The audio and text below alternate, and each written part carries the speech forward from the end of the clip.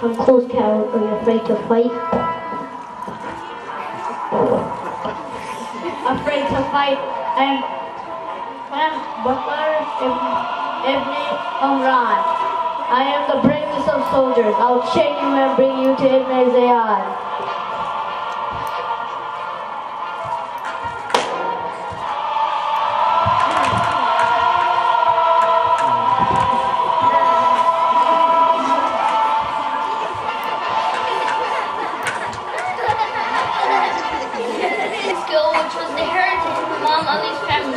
One after the other, the soldiers began tasting the sword of this warrior and falling down from their horses. In the process, they were getting crushed and trampled under the hooves of their own horses. The leader of the band of soldiers, who had secretly kept himself behind his men, sent word for more men. Though more and more soldiers were pouring in, they were not able to capture Muslim ibn Aqeel. Hours passed, but still Muslim was fighting his defensive battle most courageously.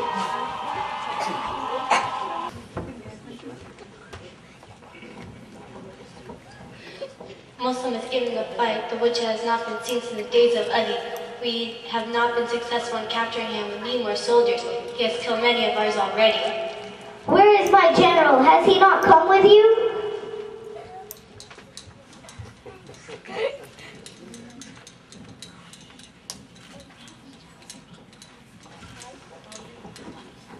How many thousands of soldiers do you need? Are you forgetting that the person to be captured is not an ordinary home-keeping youth or a shopkeeper? He's the renowned warrior in the house of Ali. I suggest that if you have no confidence in your generals, then you go combating with Muslim yourself. Or are you too afraid to cross swords with Ali's nephew? My good general, I fully know what it means to fight with a person who is as desperate and persistent as Muslims. Instead of letting our men die in such large numbers, we can come up with a strategy that will cause him to leave his vintage point so that it may be easier to capture him. That may be a better idea. Wait in the corner so that they could surprise Muslim by grabbing him from all sides to capture him. Ibn Ziyad's soldiers battle with Muslim until they lure him forward, and one soldier gashes Muslim's leg, and Muslim falls to the ground. Then all the soldiers jump out at once to catch him. Soon they chain and handcuff him.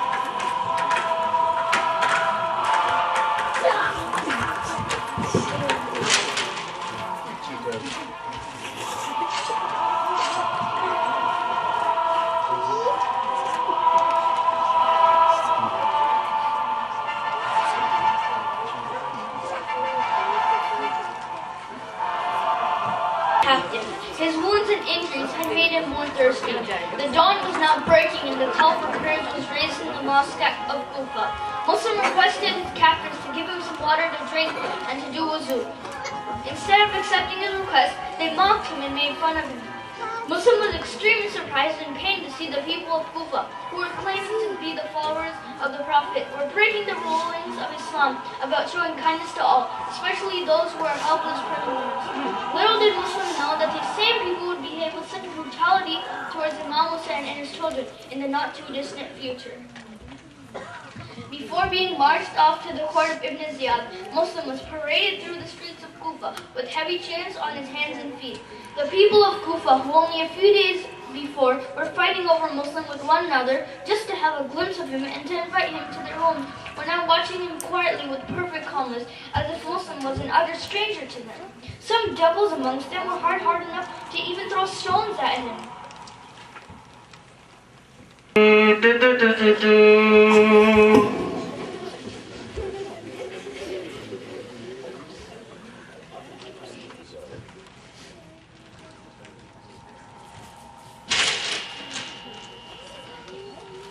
Do you know the fate that awaits you and your master Hussain ibn Ali?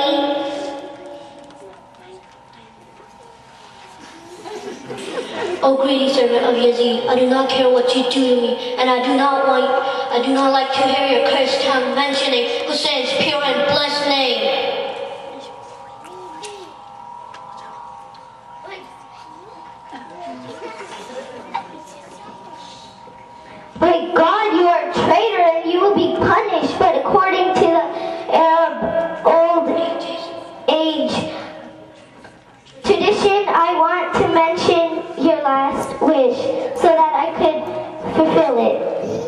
Ibn Ziyad, if your words are true, if you're really willing to fulfill my last wishes, in the depth of Kufa, I had in debt in Kufa. I borrowed 7 dirhams when I came to Kufa, sold my armor and sword and paid the debt off me. When you kill me, make sure to give me a proper ghusl and kafan and bury it. And most importantly, send a message to my master Mullah Hussain not to come to Kufa and go back to Medina. As for what you have, it is yours, and you can do whatever you want with it. As for your body, when we kill you, we don't care what it's done with it. As for Hussain, if he does not intend to harm us, we do not intend to harm him. You're the one who has committed many crimes, making your own innovation in Islam, which have never been heard of before. You abandon evil, murders, wicked punishments, shameful, greedy power, no matter what happens. Praise to be Allah. God will accept God's judgment between you and us. God's judgment between us and you. Take him to the top of the palace and cut off his head. Throw it off to the ground and then his whole body. Where is the man who had Muslim struck with his sword? Bakr bin Hurman, come here. Climb to the top of the building and you will be the person who cuts off his head. Ibn Ziyad had never expected this request from Muslim. He had thought that perhaps Muslim might request him to spare the lives of his 2 young sons whom they had captured. But even during the last seconds of his life, he was worried and praying for the safety of Imam Hussain. Allahumma salli ala Muhammad wa ala Muhammad. Oh God, judge us and the people who lied to us and deserted us and their Imam. Inna lillahi wa inna ilayhi raji'un. Oh God, I'm coming closer to your mercy and your prayer.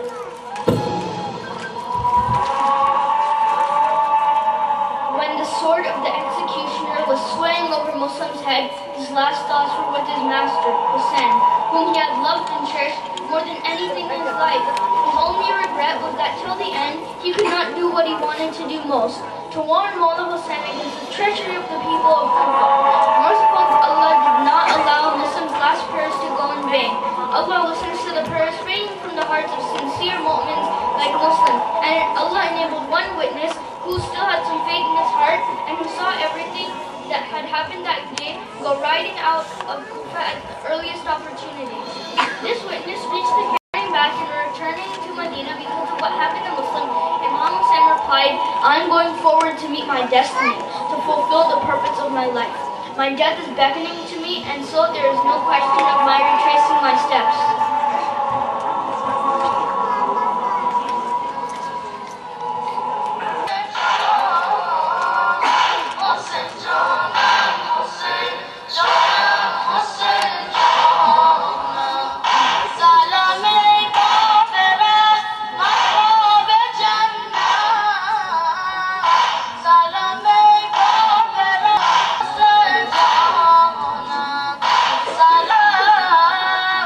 Salam